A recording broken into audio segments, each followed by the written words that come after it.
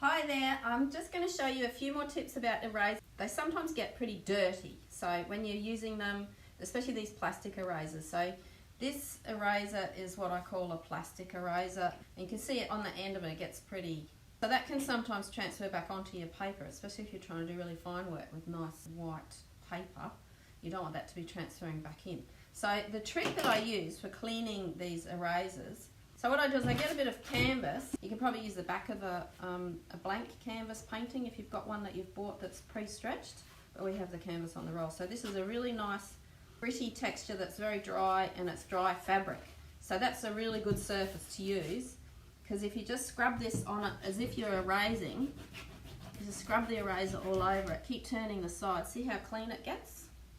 So keep on scrubbing on all the sides, and it takes off all of those manky dirty bits of the eraser really quickly.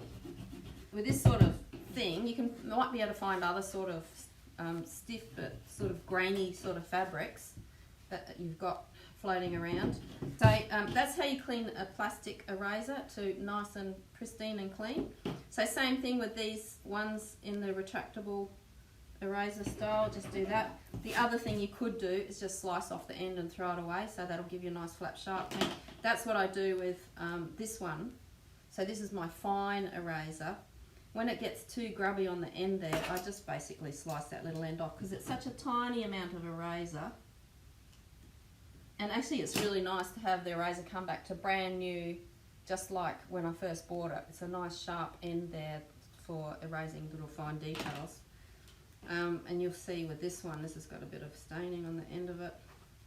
So I can just grind that away and get all of that yucky stuff off the end of the eraser, and then it won't transfer back onto the paper afterwards. So just like brand new erasers. Another way is, instead of using, if you haven't got a piece of canvas like this, using the back of the piece of canvas, is a bit of sandpaper. If you find really fine sandpaper like this sort of stuff, it's quite fine, but you can still feel it's quite gritty, then that's quite handy. It will take off more chunks of the eraser, so it takes a little bit more off, so that's an alternative. So there's the tip of the day for erasers. So if you would like to have more tips, then go and visit the dojo at Zen and the Art of Art, and you can find more free tips and tricks over there.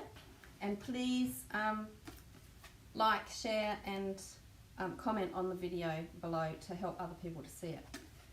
So there you go. Thanks for watching.